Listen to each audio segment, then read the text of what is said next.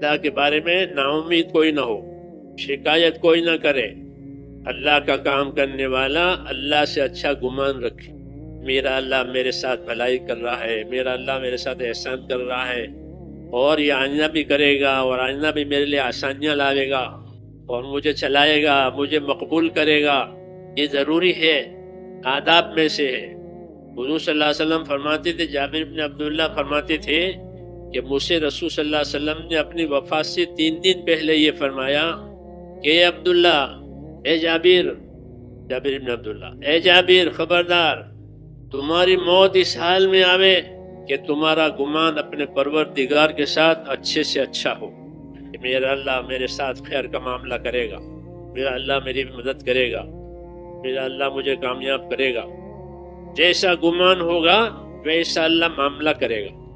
حدیثوں میں ہے انا عند ظن عبدی بی، یہ باتیں خاص دین کے کام کرنے والوں کے لیے ہے، یہ کہ میں اپنے بندے کے ساتھ وہ معاملہ کروں گا جیسا وہ مجھ سے گمان رکھے گا۔ اللہ کا دربار بہت بڑا ہے، اس کا حق ادا ہو نہیں سکتا کسی سے بھی، تو اللہ نے یہ راستہ کھول دیا کہ تمہارے گمان پر معاملہ ہوگا، تو کتنی آسانی ہو گئی۔ گمان کرنا، اچھا گمان کرنا، یہ کوئی مشکل کام ہے؟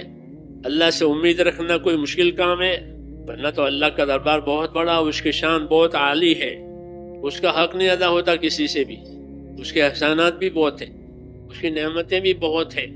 اس لیے یہ سمجھایا گیا ہے کہ دین کا کام کہ اللہ سے اچھا گمان کر کے کرو، اور اس کی وجہ یہ ہے کہ دنیا میں حالات آدمی پر آتے ہیں، ناگوار حالات آتے ہیں، تکلیفیں آتی ہیں، رکاوٹیں آتی ہیں، بیماری بھی آتی ہے، تنگی بھی آتی ہے، تو آدمی کا نفس گھبراتا ہے ان تنگیوں سے، تکلیفوں سے، اور شیطان اس کو نا امید بناتا ہے، چونکہ آدمی اللہ کی شان سے بے خبر ہوتا ہے کہ اللہ کی کیا شان ہے، اللہ کی کیا شان ہے، اسے یہ بے خبر ہے۔ تو دعوت کی برکت ہے انبیاء کرام کی کہ انبیاء کرام اپنی دعوت میں اللہ کی شان کھولتے ہیں، کہ جس پروردگار کی طرف جا رہے ہو، جس پروردگار طرف لوگوں کو لا رہے ہو، جس پروردگار کی عبادت کرتے ہو، اس کی کیا شان ہے، اس کی شان کو جانو تاکہ معاملہ آسان ہو جاوے۔ انبیاء کرام اپنی دعوت میں اللہ کی شان کو زبردست کھولتے ہیں اور لوگوں کو امیدیں بندھواتے ہیں، گھبراؤ مت، کرو کام، تمہارا پروردگار تو ایسا ہے اور ایسا ہے، استغفروا ربکم ثم توبوا الیہ ان ربی قریب مجیب۔ پیغمبر کہہ رہے ہیں کہ تم توبہ تو کر لو، معافی تو مانگ لو، توبہ کر کے معافی مانگ کر کے اللہ کی طرف آؤ گے تو اللہ کو کیسا پاؤ گے کہ اللہ تم سے بہت قریب ہے، اور اللہ تمہاری بہت قبول کرنے والا ہے، بہت سننے والا ہے۔ یہ کہہ رہے ہیں اتنا کوئی عملدار، کوئی حاکم اتنے نہیں سنتا جتنے اللہ سنتے ہیں، کوئی داتا، کوئی سخی اتنا نہیں دے گا جتنا اللہ دے گا۔ اللہ کی ہر شان کہ لامحدود، استغفروا ربکم ثم توبوا الیہ ان ربی رحیم ودود۔ پیغمبر کہہ رہے ہیں کہ معافی تو مانگ لو اور توبہ کر کے راستے پر تو آ جاؤ، تمہارا پروردگار تو بہت مہربان ہے اور بڑی محبت کرنے والا ہے۔ مگر چونکہ ہم اللہ کی شان سے، اللہ ہمیں معاف کرے، ہم اللہ کی شان سے جاہل ہیں، ساری چیزوں کی شانیں حالتیں جانتے ہیں، جو تھوڑی بھی ہیں اور فنا ہونے والی بھی ہے، اور اللہ کی شان کہ اللہ کی شان تو اعلیٰ اور بالا ہے۔ پیغمبر اپنی دعوت میں یہ کہتے ہیں دیکھو، توبہ کرنا کوئی مشکل کام ہے اور اللہ سے معافی مانگنا کوئی مشکل کام ہے؟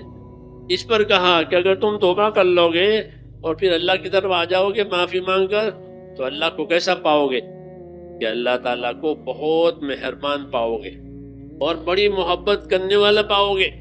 ہاں، ان ربی رحیم ودود، یہ کہا نبیوں نے اپنی دعوت میں، اللہ بہت مہربانی کرنے والا ہے اور بڑی محبت کر، ودود یہ بہت محبت کرنے والا۔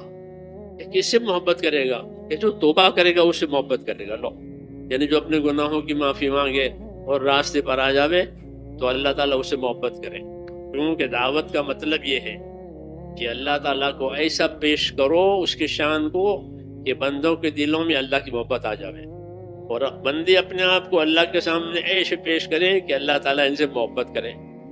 اللہ سے محبت کا معاملہ، اور آپ جانتے ہیں کہ محبت کے بعد کہ محبت کے بعد ہر چیز اس کی ہے جس سے محبت کی جائے۔ آدمی اپنے اولاد سے محبت کرتا ہے تو اپنی ساری چیزیں اپنے اولاد کے لیے، ساری زمین ہو، جائیداد ہو، مال ہو، سب اس کے میری اولاد کے لیے، کیوں کہ اولاد سے محبت ہے۔ ہاں، محبت میں کسی چیز کی روک نہیں ہوتی، دروازے کھل جاتے ہیں۔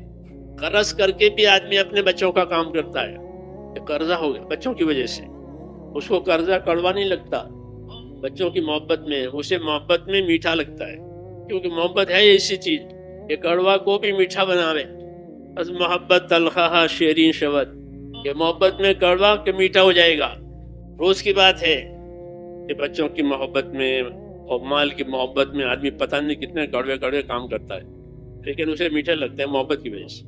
پیغمبر یہ کہہ رہے ہیں اپنی دعوت میں کہ اللہ کی طرف تو آ جاؤ، تم اللہ تعالیٰ کو مہربان پاؤ گے، اللہ تعالیٰ کو محبت کرنے والا پاؤ گے، تمہاری بات قبول کرنے والا پاؤ گے، تم جو داد درخواست لاؤ گے وہ قبول کر لے گا، وہ قریب ہے۔